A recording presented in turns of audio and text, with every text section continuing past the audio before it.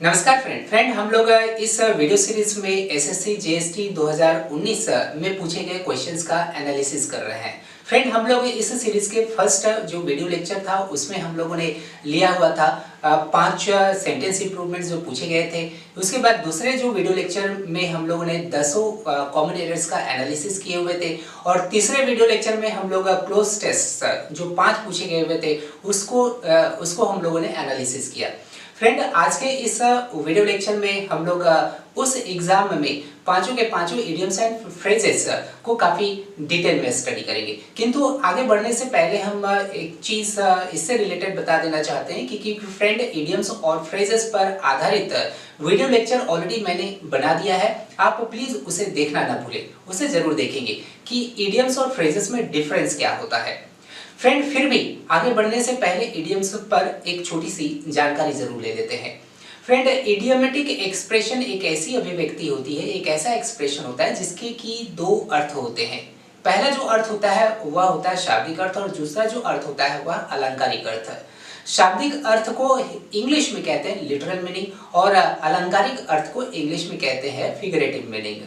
तो इन दोनों ही तरह के मीनिंग्स लिए होते हैं इडियम्स। अब चलते हैं फ्रेंड, हम लोग जो पांचों के पांचों इडियोमेटिक एक्सप्रेशंस पूछे गए हुए थे उसका हम लोग डिटेल में स्टडी करते हैं। सबसे पहला इडियोमेटिक एक्सप्रेशन था cat and dog life. Friend यदि हम इसका लिटरल मीनिंग निकालते हैं तब इसका होगा इस तरह से कि बिल्ली और कुत्ते की जिंदगी। हम लोग इस तरह से यदि अर्थ निकालते हैं तो इसका कोई सेंस नहीं देता है, तब जरूर ये कैट और डॉग मतलब बिल्ली और कुत्ते यहाँ पर सांकेतिक रूप से प्रयुक्त हुए हैं। कुत्ते और बिल्ली में किस तरह का संबंध होता है? काफी कटुता का संबंध होता है, दोनों के बीच में झगड़े होते हैं, वह इस चीज का संकेत होता है। तब ऐसी कोई भी जिंदगी जिसमें झगड़े ही झगड़े हो तो वैसी जिंदगी को हम लोग कहेंगे कैट एंड डॉग लाइफ, जो दूसरा ऑप्शन को सेटिस्फाई कर रहा है। अब हम लोग दूसरा इडियोमेटिक एक्सप्रेशन की ओर चलते हैं। दूसरा इडियोमेटिक एक्सप्रेशन क्या है? To bear the palm. यहाँ पर हम लोग बेयर का मीनिंग जानेंगे। बेयर का मतलब होता है रखना, जैसे कि उसने अपना यह नाम रखा, तब इसका हम लोग ट्रांसलेशन करेंगे कि he has borne this name. Okay, और पाम का मतलब यहाँ पर हस्त नहीं हुआ, कहने का मतलब हथेली नहीं हुआ, यहाँ पर पाम का मतलब हुआ खजूर का पेड़ या खजूर की टहनी। तब यहाँ पर जो लिटरल सेंस क्या दे रहा है कि खजूर की टहनी रखना। क्या यह किसी भी तरह का कोई अर्थपूर्ण सेंस दे रहा है? नहीं दे रहा है। तब इसका सांकेतिक मीनिंग है। सांकेतिक मीनिंग क्या होना चाहिए? तब हम लोग पाम पर यहाँ पर गौर करेंगे। पाम मतलब खजूर का पेड़। खजूर का पेड़ जो होता है वह विजयी का प्रतीक होता है।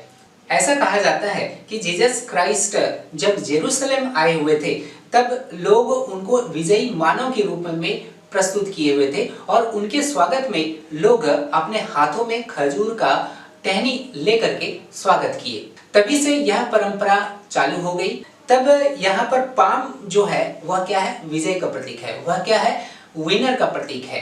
तो यहाँ पर इस सेंस को कौन सेटिस्फाई कर रहा है? ऑप्शन। तो यहाँ पर फोर्थ ऑप्शन इसको सेटिस्फाई कर रहा है, to be the winner.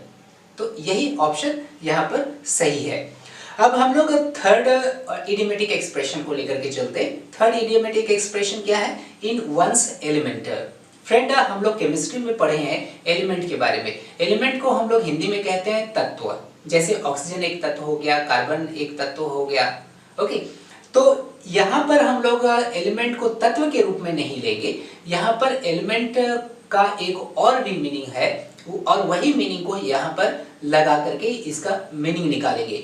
Element का जो मीनिंग है अन्य, वह है एक नेचुरल एबोर्ड, मतलब ऐसी निवास स्थान जहाँ पर व्यक्ति या कोई भी प्राणी काफी कंफर्टेबल फील करता है। तब इस जो सेंस को, इस मीनिंग को कौन सेटिस्फाई करता है? यहाँ थर्ड सेटिस्फाई करता है। वह क्या है? इन अ कंफर्टेबल सिचुएशन। जैसे कि 10 दिन के हेक्टिक लाइफ में अब मैं काफी कंफर्टेबल सिचुएशन में हूं, तब इसका आप इस तरह से ट्रांसलेशन करेंगे, after 10 days hectic life I am now in my element. Okay, अब हम लोग चलते हैं फोर्थ इडियोमेटिक एक्सप्रेशन की ओर। फोर्थ जो इडियोमेटिक एक्सप्रेशन है वह है गिव मी द स्लिप। यहाँ पर स्लिप का मतलब फिसलाव हुआ। यहाँ अगर लिटरल मीनिंग आप निकालेंगे तो क्या देगा यहाँ पर कि मुझे फिसलाव दो। इसका तो कोई अर्थपूर्ण सेंस नहीं है। तो इसका क्या सेंस देना चाहिए? यदि आप किसी से फिसलाव मांगते हैं तब इसका यही मतलब हुआ ना कि आप उसके पकड़ में नहीं रहना चाहते हैं। आप इस पर एक सेंटेंस लेकर के चले तो काफी अच्छी तरह से यह इडियोमेटिक एक्सप्रेशन आपके दिमाग में बैठ जाएगा। टीचर है वो आपको पनिशमेंट देना चाहते हैं किंतु आप उनसे बच जाते हैं, आप उनके चुंगल से बच जाते हैं, तब आप कहेंगे कि the teacher gave me the slip. ठीक है, कि टीचर ने मुझे मौका दिया छूटने का, मुझे मौका दिया फिसलने का, मतलब उसके चुंगल से निकल जाने का। तो इस ऐसा जो सेंस है वह कौन सा ऑप्शन दे रहा है? वह फोर्थ ऑप्शन दे रहा है। क्या है वो? टू एस्केप फ्रॉम समवन, मतलब किसी से बच जाना, किसी के चुंगल से निकल आना। ठीक है। पांचवा जो इडियोमेटिक एक्सप्रेशन है वह है क्लोज फिस्टेड।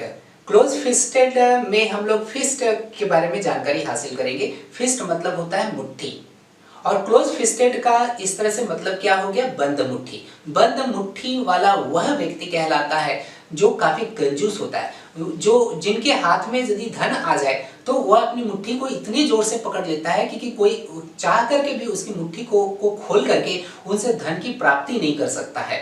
तब ऐसे व्यक्ति क्लोज फिस्टेड कहलाते हैं, और ऐसे व्यक्ति को हम लोग साधारण शब्दों में क्या कहेंगे? कंजूस।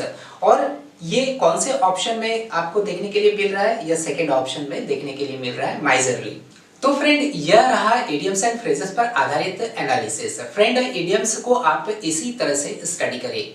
आप कोई भी दिए गए इडियम का आप दोनों मीनिंग निकालिए, लिटरल मीनिंग निकालिए, फिर फिगरेटिव मीनिंग निकालिए। आप दोनों ही मीनिंग को एक दूसरे के साथ कोरिलेट करने का प्रयत्न करिए। देखिएगा कि इस तरह से जो लर्न करेंगे इडियम्स को तो वह काफी दिनों तक वो आपके दिमाग में एग्जिस्ट करेगा, और एग्जाम में किसी भी तरह का कोई ट्विस्ट दिया हुआ रहेगा ऑप्शन में, तब आप कभी कंफ्यूज नहीं करिएगा। फ्रेंड, आपको कैसा लग रहा है यह वीडियो सीरीज? प्लीज कमेंट के थ्रू से जरूर अवगत करेंगे। आप अपने दोस्तों में जरूर शेयर करें, सब्सक्राइब जरूर करें। यदि आप नाबार्ड राजभाषा अधिकारी के लिए डिस्क्रिप्टिव पेपर की तैयारी कर रहे हैं तब हमारे जो वेबसाइट है bankquiz.com, तो उसमें आप जरूर आएं। और आप यदि ट्रांसलेशन से रिलेटेड यदि स्टडी मटेरियल्स चाहिए, उस पर यदि अभ्यास पेपर चाहिए, तब अभ्यास के लिए आप हमारे वेबसाइट www.anandamtutorials.com में जरूर आइए और उसका फायदा उठाइए। मिलते हैं हम लोग अगले इंफॉर्मेटिव वीडियो लेक्चर में, जहां पर हम लोग एसएससी जेएसटी में पूछे गए 5 सिनोनिम्स पर आधारित एनालिसिस करेंगे। मिलते हैं हम लोग अगले वीडियो लेक्चर में। Thank you for watching.